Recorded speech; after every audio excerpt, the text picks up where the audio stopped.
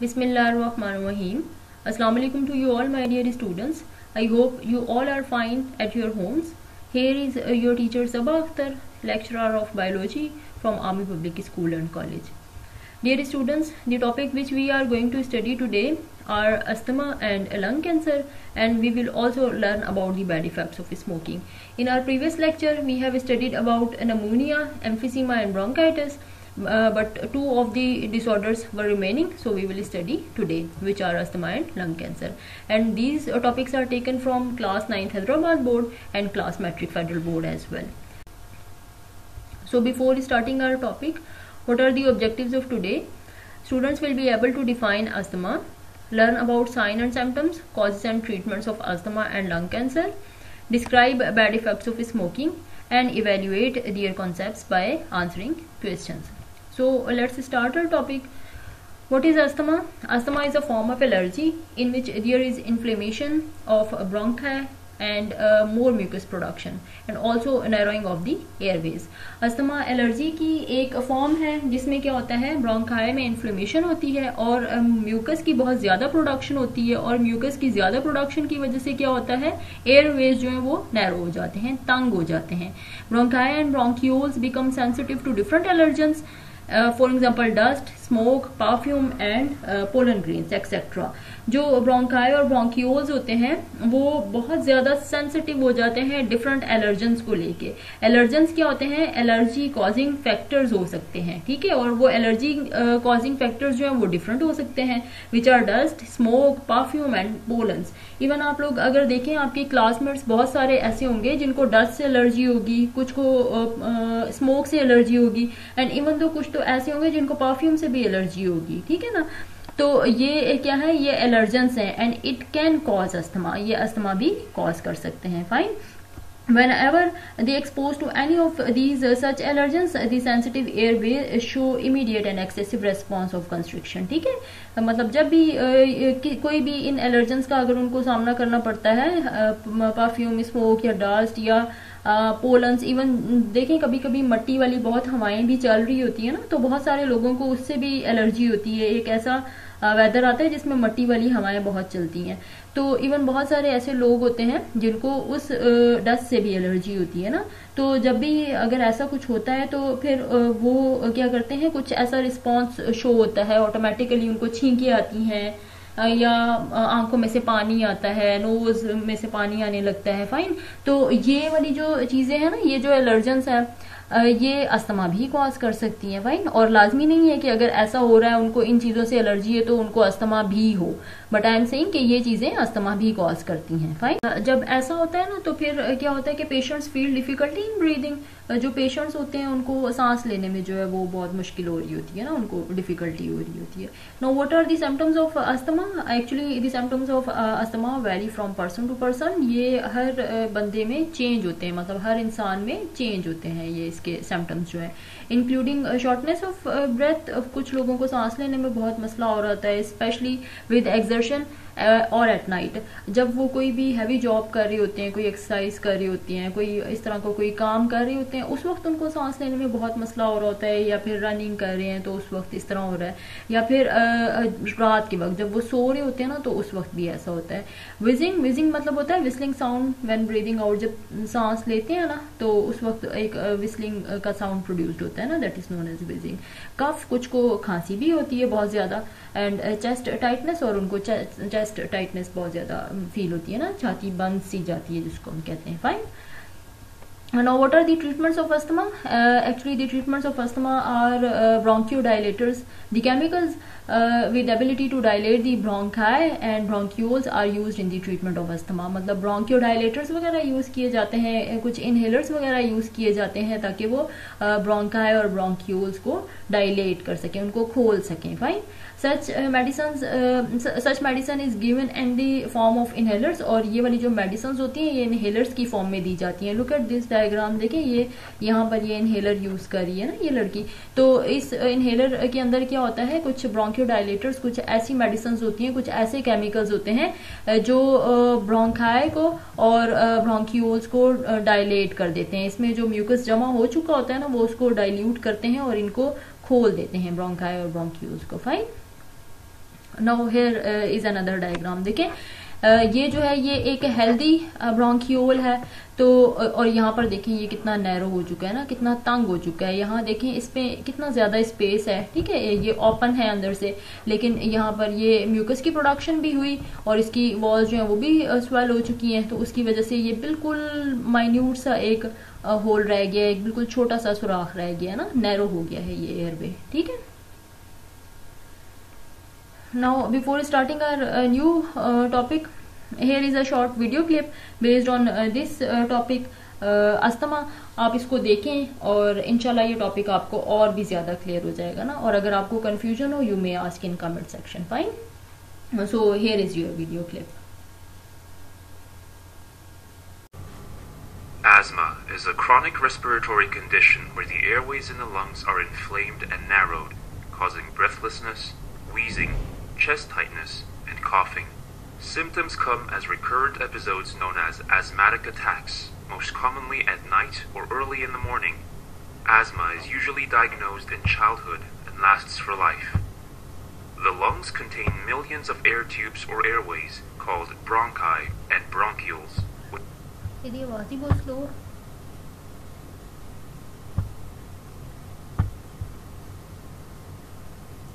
Asthma is a chronic respiratory condition where the airways in the lungs are inflamed and narrowed, causing breathlessness, wheezing, chest tightness, and coughing.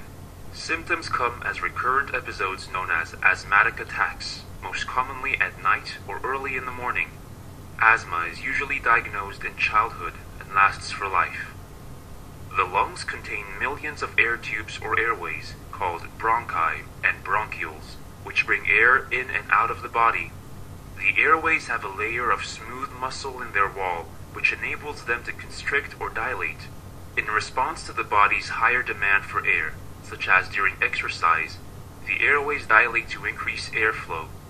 In the presence of pollutants in the air, the airways constrict to prevent the lungs from being polluted. In people suffering from asthma, these airways are inflamed, narrowed, and become more sensitive to certain substances. Asthmatic attack happens when the airways react to these substances. During an attack, the smooth muscle contracts, squeezing the airways, making them even narrower. Mucus secretion is also increased, which further obstructs the airways. Asthma is most commonly considered as an inflammatory response disease, where the body's immune system overreacts to certain environmental agents. Causes of asthma are complex and not fully understood, but likely involve a combination of genetic and environmental factors. Family history is a known risk factor for asthma. There are at least over 20 genes associated with asthma, of which many are involved in the immune system. Most people who have asthma also have allergies. Many environmental factors such as air pollution, chemicals, smoke, and allergens have been associated with development of asthma or triggering of asthmatic attacks. Triggers are factors that initiate the attack. These can be very different from person to person. Common triggers include allergens such as pollen, animal fur, pet dander, sulfites in preserved food, irritants such as cigarette smoke, industrial chemicals, dust, household chemicals, medications such as aspirin, beta blockers, physical activities, exercises. There is no cure for asthma. The most effective way to manage symptoms is to identify the triggers of asthmatic attacks and avoid them. There are two main classes of medication. Bronchodilators, substances that dilate bronchi and bronchioles, are used as short-term relief of symptoms. Inflammation moderators, such as corticosteroids, are taken as long-term treatments. Asthma inhalers are used to deliver the medication to the lungs. A number of conditions tend to occur more frequently in people with asthma and should be taken into account when treating asthma. Allergies, such as eczema and hay fever. These individuals are considered hyperallergic. They have high tendency to develop allergic reactions. The combination of these conditions is known as atopy or atopic syndrome. Immunotherapy may be recommended for this group of patients. Gastroesophageal reflux disease, or GERD, a condition in which stomach acid backs up and damages the mucosal lining of the esophagus. GERD may worsen asthma symptoms, and medications for asthma often worsen GERD symptoms. Treating GERD usually improves asthma and must be included in an asthma treatment plan. Obstructive sleep apnea, or OSA, obstruction of the airway at the throat level during sleep. Asthmatic patients are at higher risks of developing OSA. The mechanism of this association is largely unknown. Sinusitis, inflammation of paranasal sinuses. Sinusitis commonly worsens asthma symptoms and makes treatments less effective.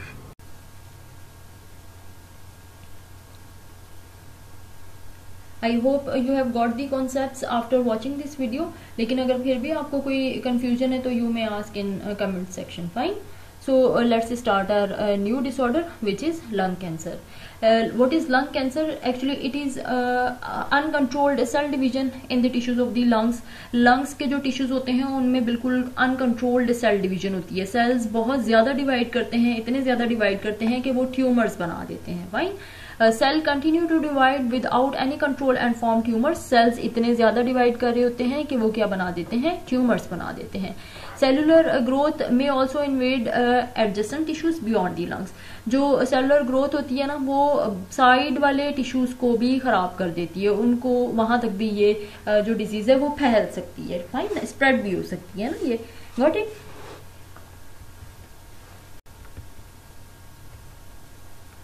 So what are the symptoms of lung cancer?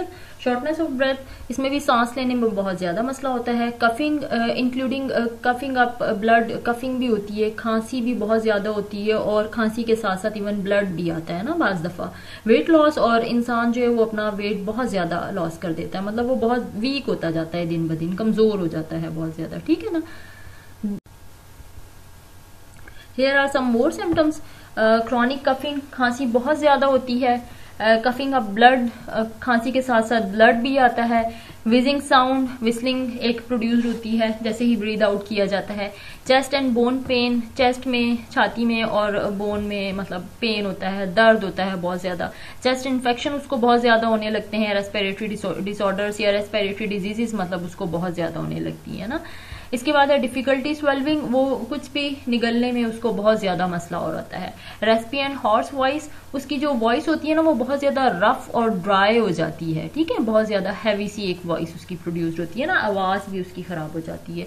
Shortness of breath, वही सांस लेने में उसको बहुत ज्यादा मसला हो रहा है. अनएक्सप्लेन वेट लॉस, बहुत ही कम उसका वजन हो जाता है, बहुत जल्दी उसका वेट बहुत ज्यादा लॉस हो जाता है. Fine. And nail clubbing, nail clubbing क्या होता है? नेल्स जो होते हैं ना फिंगर टिप्स से बहुत ज्यादा चौड़े हो जाते हैं ना, बाहर की तरफ मतलब काफी फैल जाते हैं, स्प्रेड हो जाते हैं ना. I will show you next slide. Here it is, ये देखें, इसको कहते हैं नेल क्लबिंग. देखें कितने ज्यादा नेल्स जो हैं वो फैल चुके हैं. ठीक है, तो ये भी एक इसी का सिम्टम है ना. ठीक है, लंग कैंसर का एक सिम्टम है, इसको कहते हैं nail clubbing. Fine. Now what are the causes of cancer?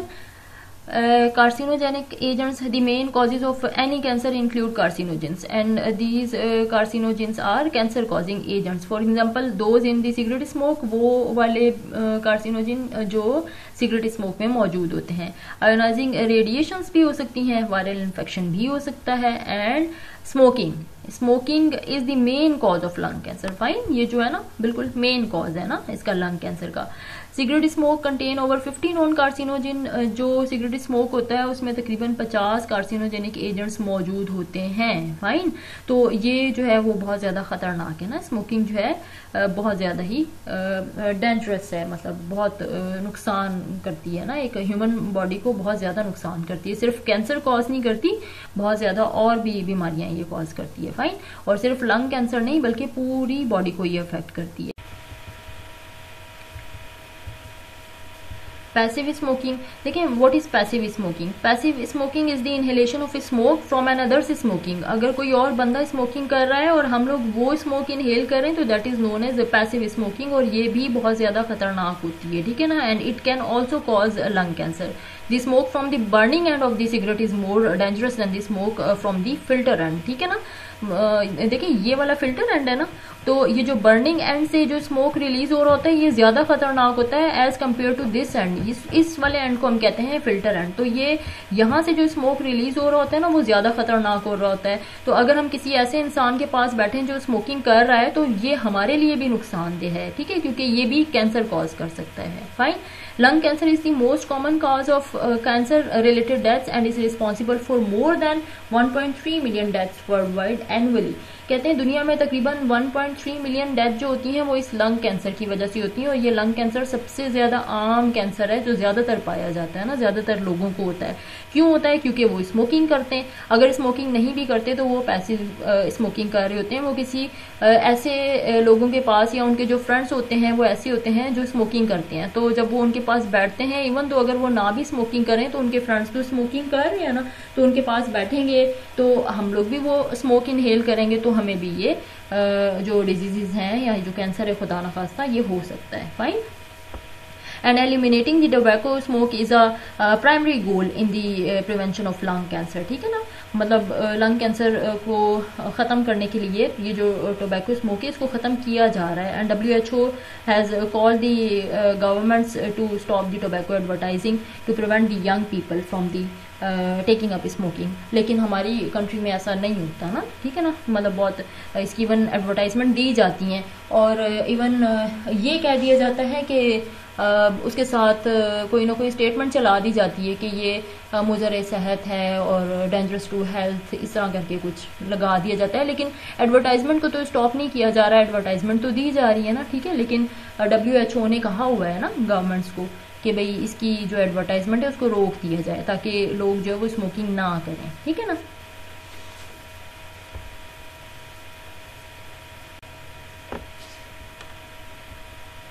Look at this diagram, this one is the filter, इसको कहा जाता है, इस एरिया को कहा जाता है filter and this is the tobacco rod.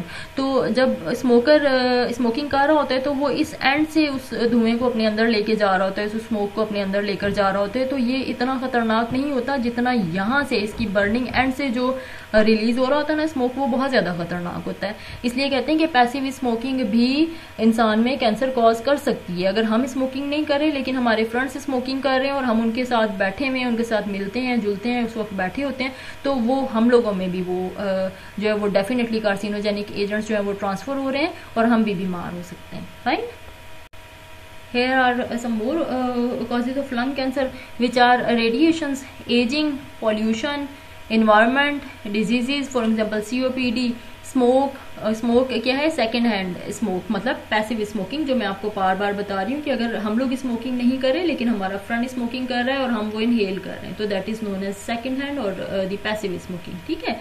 And tobacco smoking, जो बंदा खुद स्मोकिंग कर रहा है, वो एस्बेस्टस एस्बेस्टस होते हैं, ये कुछ मिनरल्स होते हैं ना, हीट रेजिस्टेंट मिनरल्स होते हैं जैसे सिलिकेट्स वगैरह है। ऑक्यूपेशन अगर माइनर वगैरह है कोई ज़रा तो उसमें भी ये हो सकता है, उसको भी ये बीमारी हो सकती है। और जेनेटिक्स भी हो सकती है ना, फैमिली हिस्ट्री में भी ऐसा होता है कि उनके पेरेंट्स को इस तरह था या ग्रैंड पेरेंट्स को इस तरह से था, कोई इस तरह की बीमारी थी, तो वो भी उनके जीन्स में ट्रांसफ़र होती है खुदा न खास्ता, तो उनमें ये ट्रांसमिट हो सकता है। Fine. Now here is another topic which is bad effects of smoking, and before starting this topic here is a short video clip which is based on lung cancer. इसको भी आप गौर से देखें और इसको देखने के बाद इंशाल्लाह आपके जो कॉन्सेप्ट्स हैं वो कुछ और भी ज़्यादा जो हैं वो क्लियर हो जाएंगे। और अगर आप फिर भी कंफ्यूजन आपको फील हो तो आप क्वेश्चंस पूछिएगा, ठीक है। तो लेट्स स्टार्ट आवर वीडियो।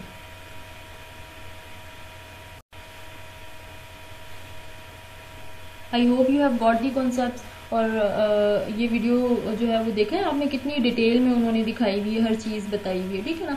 तो अगर आपको फिर भी कंफ्यूजन है तो आप मुझसे कमेंट सेक्शन में पूछें, okay. Now let's start bad effects of smoking and this topic is even linked with lung cancer। लेकिन इसमें हम डिटेल में देखेंगे कि ये लंग कैंसर के अलावा भी कौन सी डिजीजेज जो है वो कॉज कर सकता है ना। Smoking is harmful due to the chemicals in cigarette and smoke. Smoking जो है वो बहुत ज़्यादा हार्मफुल है क्योंकि इसके अंदर कुछ ऐसे केमिकल्स मौजूद होते हैं और इसका जो स्मोक है वो भी बहुत ज़्यादा हार्मफुल होता है क्योंकि ये कार्सिनोजेनिक एजेंट्स भी इसमें मौजूद होते हैं। Tobacco smoke contain over 4000 different chemicals out of which at least 50 are carcinogenic and many are poisonous. जो टोबैको स्मोक होता है ना उसके अंदर तकरीबन 4000 डिफरेंट केमिकल्स मौजूद होते हैं और उसमें से डेफिनेटली जो 50 होते हैं वो कार्सिनोजेंस होते हैं। 50 ऐसे केमिकल्स मौजूद होते हैं जो कैंसर को कॉज कर सकते हैं और डिफरेंट तरह का कैंसर कॉज कर सकते हैं। एंड मैनी आर पॉइजनस, और बहुत सारे और भी खतरनाक होते हैं जो कैंसर के अलावा और भी बहुत सारी बीमारियां कॉज करते हैं। Fine, smoking not only cause lung cancer but many also lead to the cancer in kidneys, oral cavity, larynx, breast, bladder and pancreas etcetera. देखें, स्मोकिंग सिर्फ लंग कैंसर नहीं कॉज कर रहा, ठीक है ना, लंग कैंसर के अलावा भी किडनी कैंसर भी कॉज कर सकता है, ऑरल कैविटी में भी, लैरिंक्स में भी, ब्रेस्ट में भी, ब्लैडर में भी एंड इवन पैनक्रियाज में भी। तो ये हेड टू टो तकरीबन इंसान की पूरी बॉडी को अफेक्ट करता है। Fine, many people think that lung cancer is the only smoking related disease, ठीक है, लेकिन ऐसा नहीं है, ठीक है ना, क्योंकि जो ज्यादातर डेथ होती है ना ये इसमें वर्ल्ड में पूरी में, वो ज्यादातर इस लंग कैंसर की वजह से ही होती है। और लंग कैंसर क्यों हो रहा होता है? इस स्मोकिंग की वजह से हो रहा होता है। लेकिन सिर्फ लंग कैंसर नहीं कॉज होता, डिफरेंट तरह के और कैंसर्स भी कॉज हो सकते हैं, डिफरेंट ऑर्गन्स हमारे अफेक्टेड हो सकते हैं, ठीक है ना। Cigarette smoke affect the body from head to toe, सही है ना, पूरा मतलब सर से लेकर पांव तक पूरी बॉडी को अफेक्ट करता है सिगरेट का smoke. Smoker have much higher risk of developing number of life threatening diseases. जो स्मोकर होता है ना उसमें मतलब ये रिस्क होता है कि उसमें हजारों तरह की जो है वो जिंदगी को बिल्कुल तबाह करने वाली जो डिजीजेज है ना वो डेवलप हो सकती हैं, ठीक है। And it can lead to emphysema and other respiratory disorders as well, क्योंकि स्मोकिंग जो है वो डिफरेंट, जैसे मैंने आपको बार बार बता रही हूँ कि ये डिफरेंट तरह की डिजीजेस को कॉज कर सकता है, तो ये एम्फीसीमा और दूसरे रेस्पिरेटरी डिसऑर्डर्स को भी कॉज कर सकता है, सही है। सिर्फ कैंसर्स नहीं कॉज होते इससे, एम्फीसीमा और रेस्पिरेटरी डिसऑर्डर्स भी कॉज कर सकता है, क्योंकि इसके अंदर केमिकल्स ही ऐसे मौजूद होते हैं जो एयर पैसेज वे को भी डैमेज कर सकते हैं पूरे को। Fine, it can effect on the circulatory system, circulatory system पर भी ये इफेक्ट कर सकता है। The carbon monoxide present in the tobacco smoke lessons the oxygen carrying capacity of haemoglobin. जो कार्बन मोनोऑक्साइड इसमें टोबैको स्मोक में प्रेजेंट होती है ना वो ऑक्सीजन कैरिंग कैपेसिटी को बहुत ज्यादा कम कर देती है। हेमोग्लोबिन का एक मॉलिक्यूल 4 ऑक्सीजन के मॉलिक्यूल्स को कैरी करता है ना, तो जो हेमोग्लोबिन का मॉलिक्यूल है ना वो ऑक्सीजन को कैरी नहीं कर पाता, ठीक है। तो ऑक्सीजन कैरिंग कैपेसिटी कम हो जाती है। क्यों कम होती है? कार्बन मोनोऑक्साइड की प्रेजेंस की वजह से। वो टोबैको स्मोक में प्रेजेंट होता है, तो जो स्मोकर्स होते हैं ना उनमें ये सर्कुलेटरी सिस्टम को भी बहुत ज्यादा इफेक्ट करता है। Fine, increase the production of blood platelets, they make the blood viscous and it can be lead to arteriosclerosis। देखिए, जो इसकी वजह से क्या होता है, ब्लड में प्लेटलेट्स का जो काउंट है वो नॉर्मल से ज्यादा हो जाता है। जब ऐसा होता है ना तो जो आर्टरीज की वॉल्स हैं वो हार्डन होने लगती हैं, सख्त होने लगती हैं। इस चीज को हम क्या कहते हैं, इस डिजीज को हम क्या कहते हैं, आर्टरियोस्क्लेरोसिस, ठीक है। हमने 9th में पढ़ा भी था इफ यू रिमेम्बर, ठीक है। तो ये आर्टरियोस्क्लेरोसिस भी कॉज करता है। जब प्लेटलेट्स का काउंट बढ़ जाता है तो ब्लड बहुत ज्यादा विस्कस हो जाता है। जब विस्कस हो जाता है तो ब्लड को ये जो कैरी करती है ना आर्टरीज, ये इन आर्टरीज की जो वॉल्स है वो बहुत ज्यादा हार्डन हो जाती हैं, बहुत ज्यादा थिक हो जाती हैं। Fine,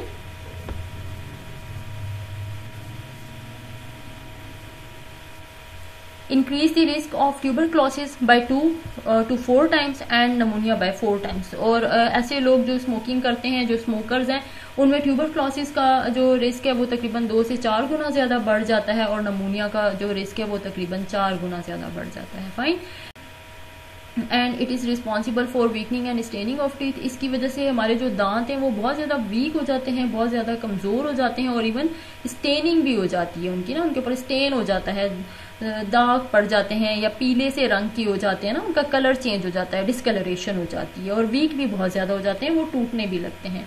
tooth loss is 2 to 3 time higher in smoker than in non smoker. जो स्मोकर्स होते हैं उसमें 2 से 3 गुना ज्यादा ये रिस्क होता है कि उनके दांत टूटेंगे देन इन नॉन स्मोकर, क्योंकि नॉन स्मोकर जब वो स्मोकिंग नहीं करा तो वो डेफिनेटली हेल्दी रहेगा। फाइन,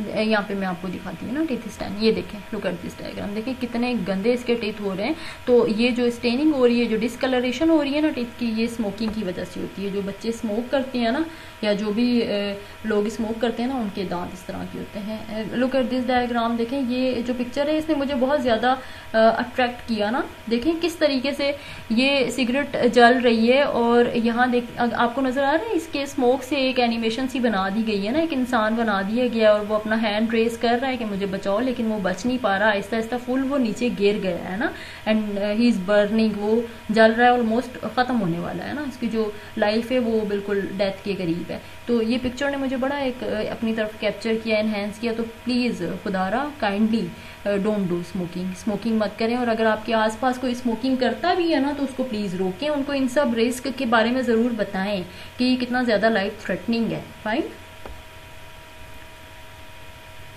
डिड यू नो, कुछ इंपॉर्टेंट पॉइंट्स है ना, इसको भी पढ़ लेते हैं। Nicotine is a powerful poison and was used as an insecticide in the past. जो निकोटीन है ना, ये एक पावरफुल पॉइजन है, बहुत ज्यादा खतरनाक सा, ठीक है, और ये एज एन इंसेक्टिसाइड यूज किया जाता था पुराने जमानों में।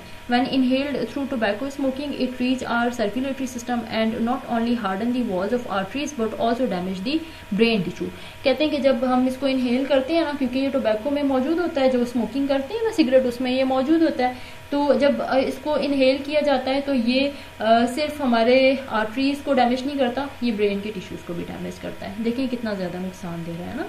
According to WHO, the rate of smoking have declined in the developed world. In the developing world, however, it is rising by 3.2 per year as of 2002. कहते हैं कि WHO के मुताबिक जो डेवलप्ड वर्ल्ड है ना, वहाँ पे तो स्मोकिंग का रेट काफ़ी कम हुआ है, लेकिन जो डेवलपिंग कंट्रीज़ है ना, वहाँ पर ये तकरीबन 2002 से 3.2% बढ़ ही रहा है, हर साल बढ़ रहा है ना। तो ये स्मोकिंग का रेट बढ़ रहा है, इसलिए तो ये लंग कैंसर और इस तरह की और भी डिजीजेस बहुत ज़्यादा हो रही हैं, डेथ रेट भी उतना ही ज़्यादा बढ़ रहा है।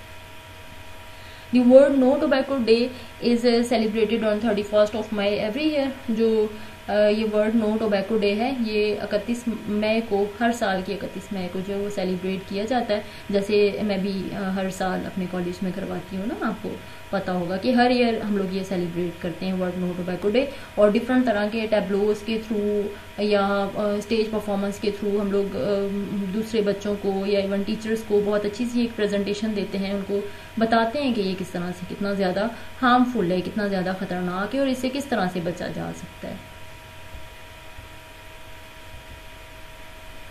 Non-smoker who are exposed to second-hand smoke, passive smoke at home or work increase the heart disease risk by 25 to 30% and their lung cancer risk by 20 to 30%. कहते हैं कि जो नॉन स्मोकर होते हैं, जो स्मोकिंग नहीं करते, पैसिव स्मोकर जिनको हम कह सकते हैं ना, हम लोग जैसे हम लोग स्मोकिंग नहीं कर रहे लेकिन हमारा फ्रेंड तो स्मोकिंग कर रहा है, तो अगर हम लोग उस इंसान के पास बैठ रहे हैं ना जो स्मोकिंग कर रहा है, तो हम लोग पैसिव स्मोकर कहलाएंगे, ठीक है। तो हम लोगों में भी तकरीबन 25 से 30% हार्ट डिजीजेस का रिस्क होता है, और तकरीबन 20 to 30% लंग कैंसर का भी होता है। सही है, इसका मतलब इतना रिस्क है, कितना ज्यादा ये खतरनाक है ना।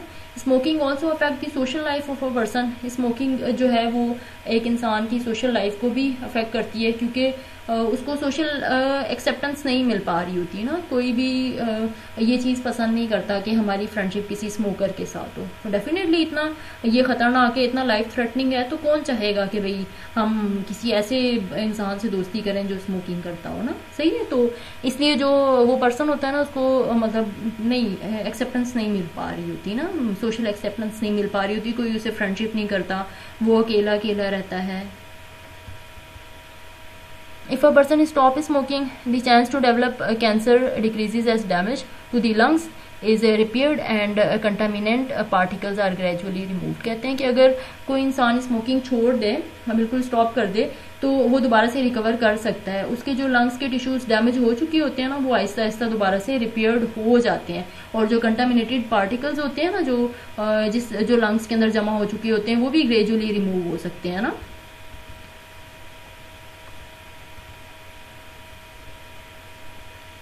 So now come towards the review questions. पिछले वाले लेक्चर में हम लोगों ने शॉर्ट क्वेश्चंस किए थे, शॉर्ट क्वेश्चन 1, 2 एंड 3, और आज हम करेंगे review questions understanding the concepts के। So what is question number 1, how do the different parts of plant body exchange gas with environment. ये हम लोगों ने अपने फर्स्ट लेक्चर में ही पढ़ लिया था, ठीक है। सेकंड है कि write down the steps of inhalation and exhalation, ये भी हम पढ़ चुके हैं। थर्ड है कि state the sign and symptoms, causes and treatments of bronchitis, emphysema and pneumonia. Fourth है how does the tobacco smoke damage the respiratory system. तो ये जो चारों क्वेश्चंस हैं, ये इनके आंसर्स आप सबको आते होंगे, क्योंकि ये सारे ही टॉपिक जो हैं वो हमारे क्लियर हो चुके हैं। And today it was the last lecture of this chapter, ये इस चैप्टर का हमारा लास्ट लेक्चर था। तो दीज 4 क्वेश्चंस जो आपको भी नजर आ रहे हैं, you have to write all these 4 questions in your rough notebooks, और इनके आंसर्स भी लिखें and then send to me, ठीक है। इसको मुझे सेंड करें। I am giving you my email address in next slide ना।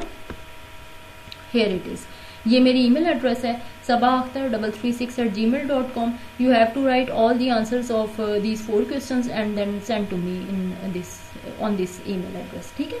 इसको मुझे मतलब भेज दीजिए, इस ईमेल एड्रेस पे भेज दीजिए। और अगर आपको नहीं समझ आया तो you may ask in the comment section as well. अपना बहुत ज़्यादा ख्याल रखें, अपने घर वालों के लिए अपना ख्याल रखें, क्योंकि आज का टॉपिक जो हमने पढ़ा है, आपने देखा है ना, इसके कितने ज़्यादा साइड इफ़ेक्ट्स हैं। तो please take care yourself, take care of your family as well, and please remember me in your prayers. Thank you so much. अल्लाह हाफिज़।